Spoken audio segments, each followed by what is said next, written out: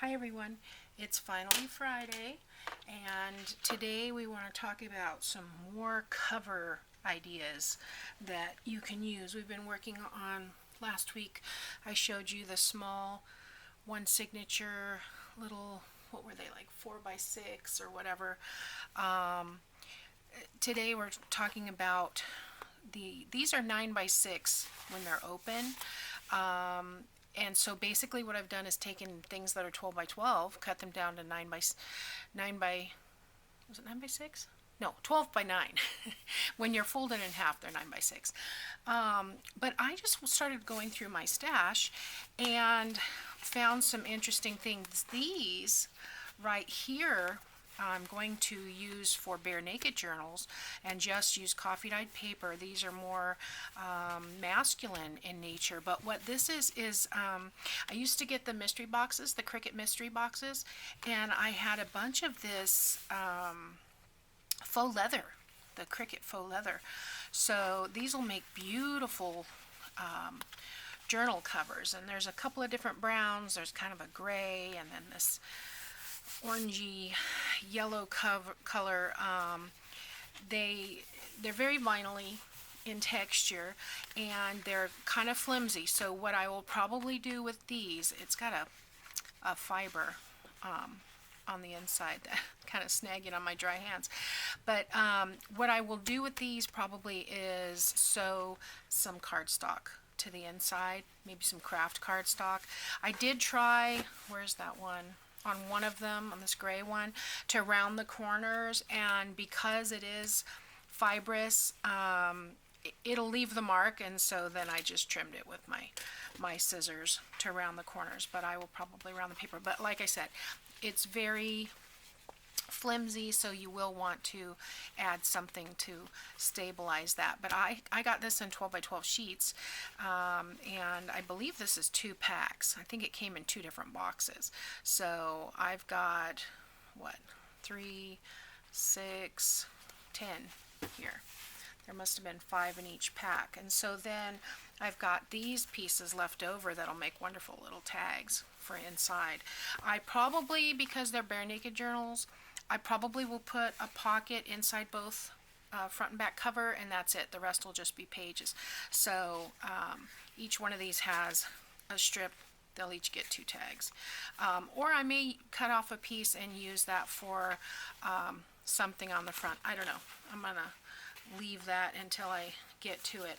I thought also I could make like a 1/2 inch strip and use that kind of as a, they're not quite long enough to use as a closure, because I was thinking more along, I could use 2 1/2 inch and glue them together, but then kind of use a D-ring closure on the outside, but I'm not sure. We'll see. I'm just playing around with some ideas here yet. I haven't made any of these, but that's one idea. Faux leather. I bought this pad. This is Die Cuts with a View. It's called Paperback Denim. It's got, I want to say 12 sheets. 12 sheets of paperback denim. It cuts with my cutter. It does not cut with the punch. There again, I tried around the corners, but it gives me enough impression that I can follow it. There's 6 light, 6 darks in here. So I pulled one of those out to make a journal. There again, this is thin, but as I was looking at this, I thought I want to make a denim and lace book. So that's what I want to do with this one. So I will need to put something inside to stabilize, and then I'll probably put a lace pocket across here, and I don't know, we'll see, but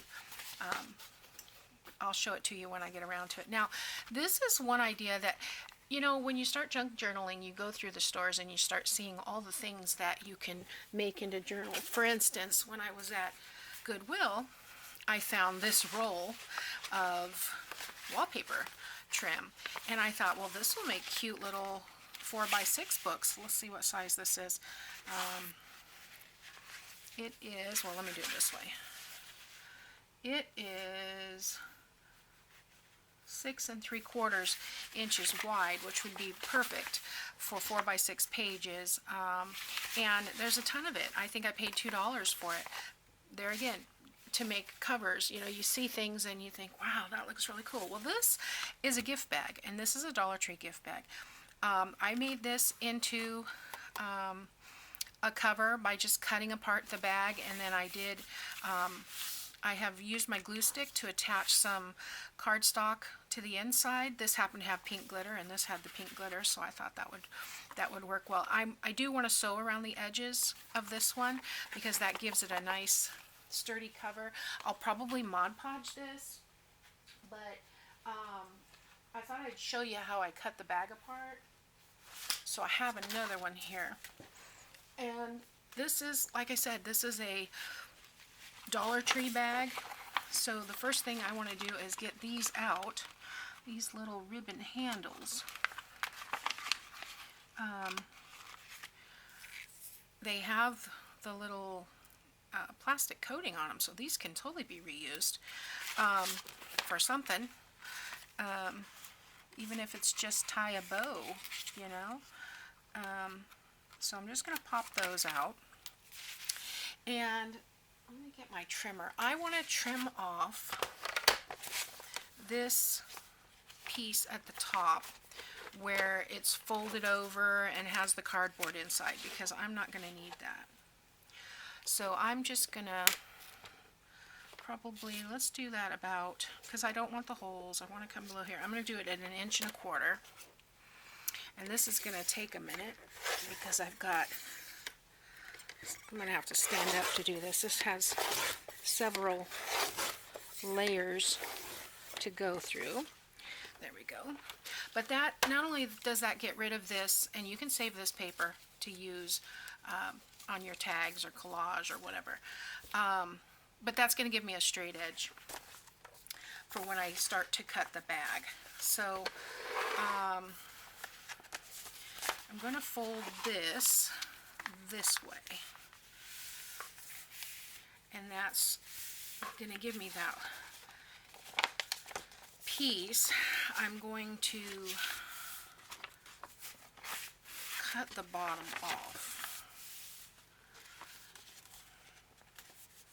So let's see, probably, let's just do this side, and I'm just lining it up with that little crease there. I'm hoping this will work. I did it with the scissors last time, but let's see if this will work. There again, I'm going to have to stand up because of the multiple layers. Oh, you know what I forgot to do? Shoot. I forgot to take this piece out. Well, I cut through that, okay? So it should have been like this. But now I have two. That's alright. It will get used one way or the other. So that's why it wasn't cutting through. You get the idea. Let's go back and finish cutting through that. Line that back up. Yep, I have my dingbat moments.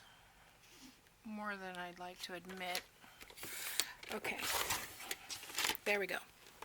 Now let's flip this side down and do the same thing.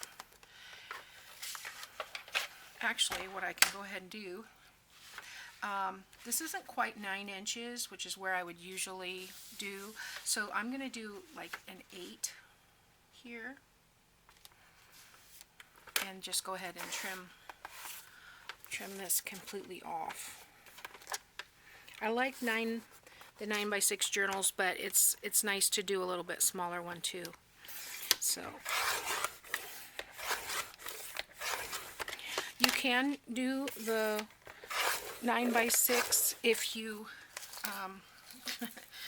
delicately cut through. I'm going to have to do that without having all the bulk. Cut the bag apart.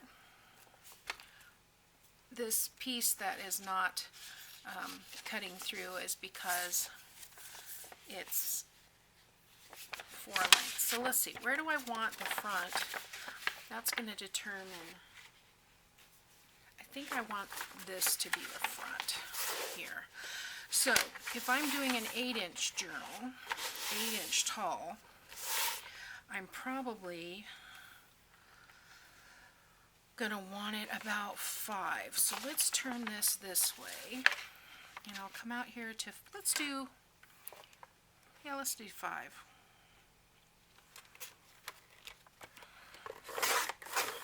There we go. And then I have all this left. I could actually make 2 covers this way.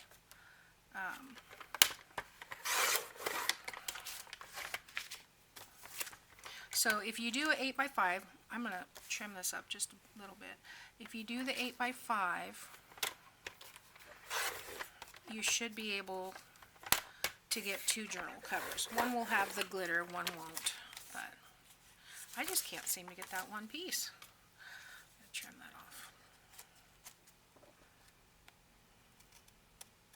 There we go. Okay.